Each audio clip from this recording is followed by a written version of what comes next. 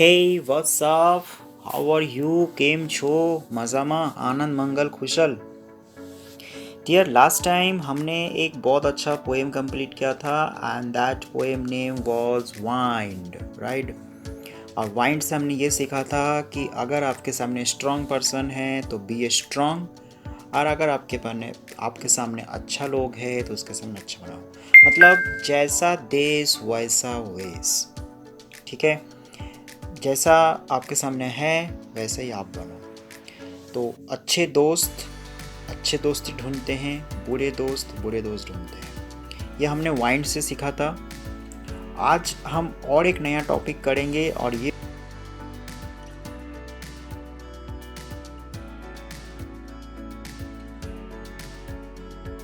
देखो, हमने part 1 part 2 दोनों कंप्लीट कर चुके हैं। अब हम पार्ट 3 करेंगे। तो पार्ट 3 में दो टॉपिक है। पहला टॉपिक है the little girl written by Katherine Mansfield, and part 3 में एक और स्टोरी है, उसका नाम है rain on the roof written by Coates Kinney. तो रेन ऑन द रूफ हम इसके बाद करेंगे। अभी हम करेंगे the little girl written by Katherine Mansfield. ये पेज नंबर 32 पर है। बहुत emotional and heart touching story है, बहुत अच्छी स्टोरी है। आप लोगों को जैसे छोटे छोटे गर्ल के ऊपर स्टोरी है। जैसे अभी आप लोग अगर मेरे वीडियो कोई देख रहे हो तो अगर कोई ऐसा स्टूडेंट देख रहे हो जो बहुत छोटी सी हो तो ये उनके ऊपर है। तो मैं डायरेक्ट चलता हूँ 32, 324। आप लोग भी बुक्स ओपन कर सकते हो डियर, कॉपी भी ओपन कर सकते हो। If you think that something will be going to miss then okay. क्योंकि नोट डाउन हमेशा कर लेना चाहिए, बाद में हम भूल जाते हैं। वाइंड हो गया। ये पिछले बार हमने वाइंड कंप्लीट किया था। अब हम करेंगे लिटिल गर्ल। देखो यहाँ पे मैंने ओपन कर लिया है, ये लिटिल गर्ल है, ठीक है। लिटिल गर्ल है, ये देखो कुछ स्टोरी है। यहाँ पे कितना खूबसूरत लाइन लिखा है, मैं पढ़ के थोड़ा सा बताता हूँ। बिफोर यू रीड, देखो लिखा है do you feel you know your parents better now. क्या आपको ऐसा लगता है कि आप अपने माता पिता को बहुत अच्छे तरीके से जानते हो, बेहतर समझते हो then when you are much younger, जब आप बहुत छोटे थे। क्वेश्चन बड़ा डिफिकल्ट है।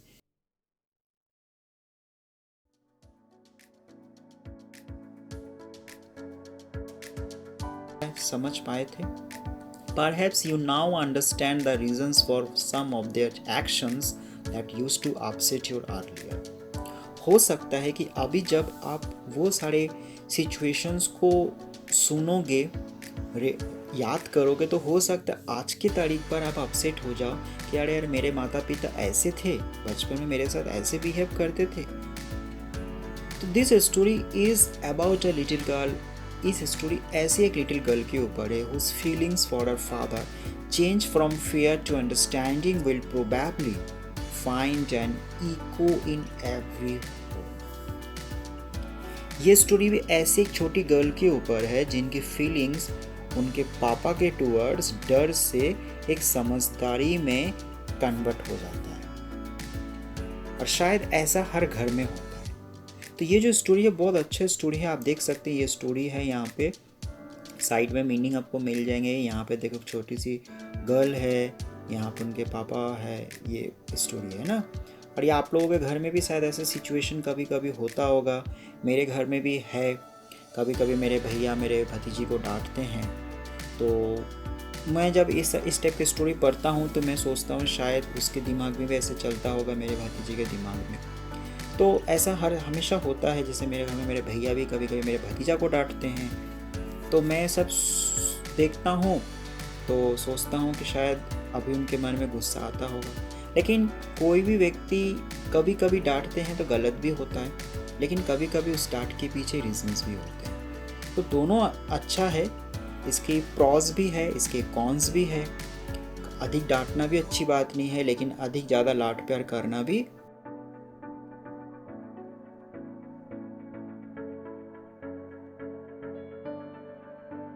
है। मैं इसके पहले एक दो कुछ अपन एग्जांपल्स देखते हैं जो आपको थोड़ा सा बहुत अच्छा लगेगा इसको समझने में, right. So let's go Google, upon Google में चलते हैं, लेट्स गो।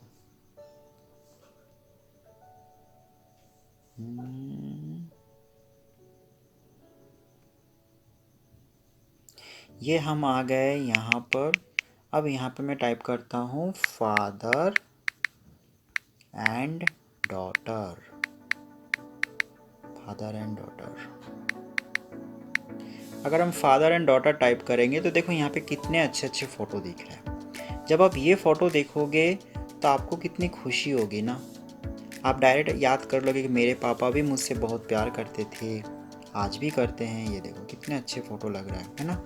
तो फादर डॉटर की एक अनोखी रिश्ता है इस दुनिया में, यू नो। कहते हैं माँ और बेटा और बेटी और पापा अलग एक रिलेशन ही है। बेटी हमेशा अपने पापा के साथ ज़्यादा घुल मिल रहते हैं और माँ हमेशा बेटे के साथ। ये एक अजीब कॉम्बिनेशन है। तो इस टाइप का रिलेशन होता है, लेकिन कभी कभी ऐसे भी रिलेशंस होते हैं जो देखकर आप थोड़ा सा डर जाओगे। आप बोलोगे ये बासु सर क्या दिखा रहे हैं।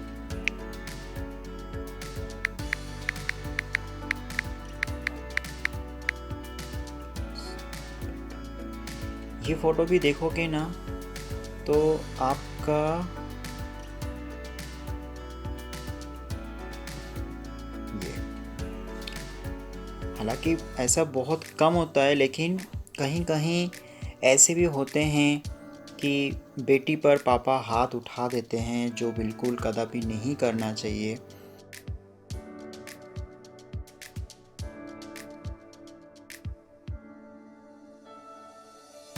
इस टाइप का कुछ सीन है जो इस स्टोरी में बताया गया है कि स्टार्टिंग तौर पर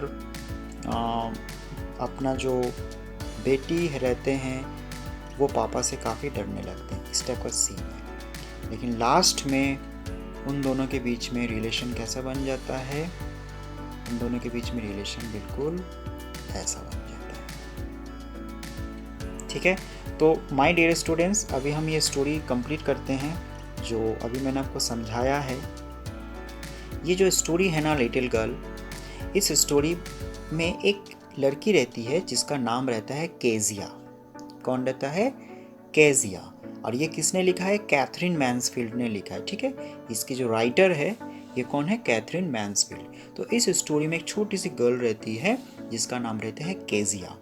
केजिया बहुत अच्छी लड़की रहती है। वो पापा की बात हमेशा सुनते हैं, अपने मम्मा की बात सुनते हैं, अपने जो दादी रहते हैं उनके बात सुनते हैं, और उनके घर में एक काम करने के लिए एक आंटी भी आते हैं तो उसकी भी बात सुनते हैं केजिया। पर पता नहीं केजिया के साथ पापा का एक 36 का आंकड़ा शुरू से था। केजिया को उसके पापा बिल्कुल पसंद नहीं करते थे। कुछ भी गलती, अगर छोटी सी छोटी गलती अगर उस केजिया से हो जाता था तो उसके पापा उनको बहुत पनिशमेंट करते थे। ठीक है, और इस वजह से, इस just because of this reason, Kezia को पापा अच्छे नहीं लगते थे। केजिया के मन में उनके पापा का एक इमेज अलग ही बन गया था। केजिया सोचते थे मेरे पापा एक जायंट है, एक राक्षस है, वो बिल्कुल अच्छे नहीं है।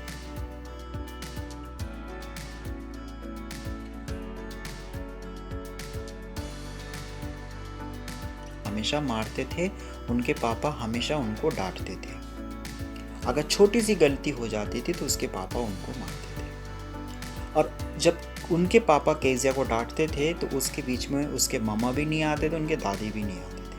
लेकिन जब पापा ऑफिस चले जाते थे तो केजिया को उनके दादी और उनके मामा समझाते थे कि केजिया नाराज़ मत हो, पापा का स्वभाव है।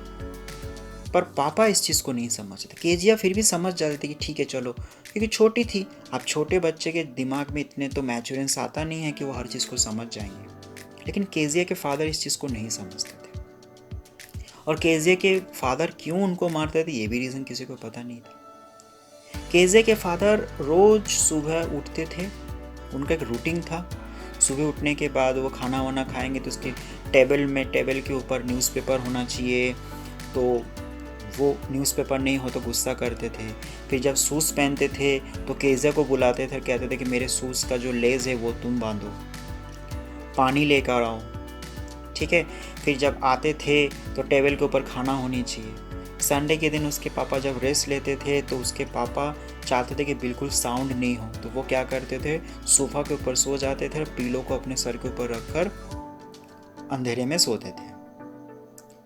और केजिया सोचती थी कि संडे के दिन पापा है मतलब मेरे विनाशकाल सामने है, क्योंकि केजिया को से कुछ ना कुछ काम करवाएंगे, और अगर केजिया ने कुछ गलती की तो उसके पापा के पास एक बहुत बड़े डंडे रहता था, उससे उनके हाथ पे मारते थे, सॉफ्ट सॉफ्ट हाथों में। सोचो, ये सब चीज़ देखकर ना केजिया के मन में बहुत दुख भी होता था, वो रोती भी थी, लेकिन किसको बोले। उसके पास में एक पड़ोस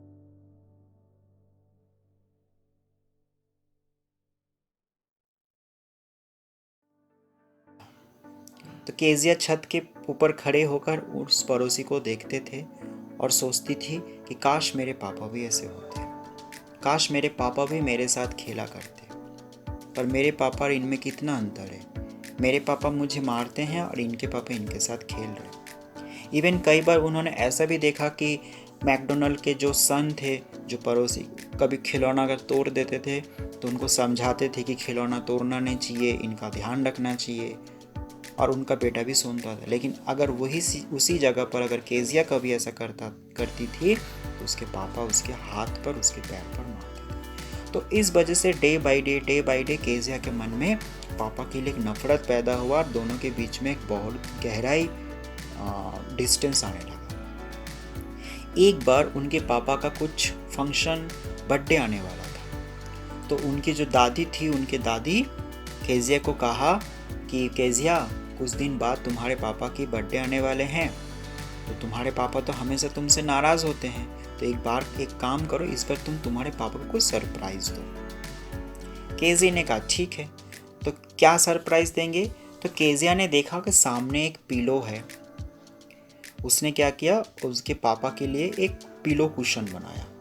पिलो कुशन आप समझते होंगे कि सॉफ्ट सॉफ्ट बर्थडे कुशन होता है।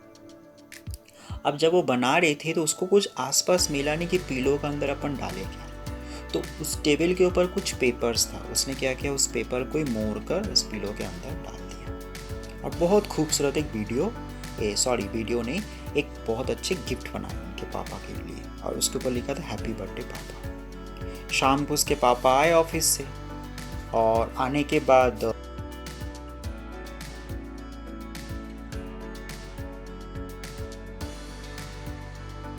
मिल नहीं रहा था। फिर उसने केजिया को बुलाया, बोला कि इस टेबल के ऊपर कुछ पेपर्स था, वो पेपर्स कहाँ हैं। तो उसने कह दिया कि पेपर का यूज़ मैंने किया है, बस इतने में इतना सिर्फ बोला कि इस पेपर का यूज़ मैंने किया। उसके पापा ने गुस्से में डंडे लिए और उसके हाथ के ऊपर लगभग 10-10, 20-20 छड़ी मारने लगे।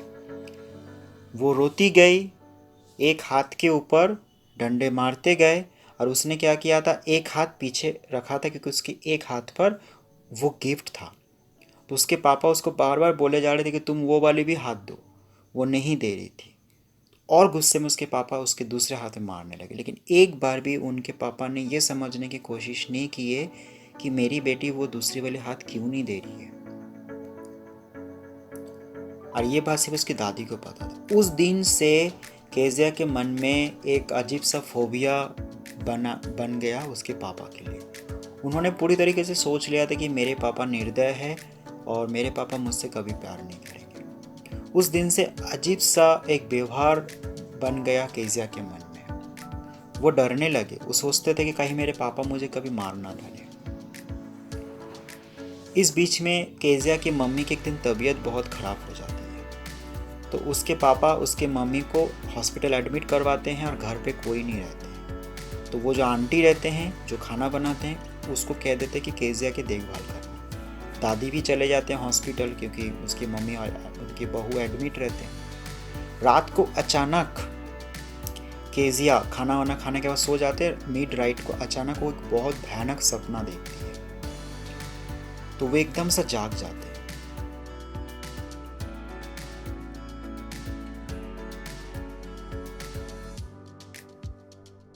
व्यवहार करते हैं, उस समय उसको डांटते नहीं हैं, उसको गोदी उठाते हैं, थोड़ी सी प्यार करते हैं और दूसरे रूम में ले जाकर उनको सुला देते अपने हाथों के बाहों के ऊपर।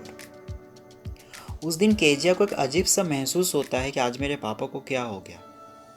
शायद अगर ये दूसरे दिन होता तो इस आवाज़ की वजह से मेरे पापा मुझको मारते, पर आज मेरे पापा ने मुझको क्यों नहीं मारा। ये सोचते सोचते केजिया सो जाती है। सुबह उठती है तो देखते पापा ऑफिस चले गए, केजिया बेड पर सोए।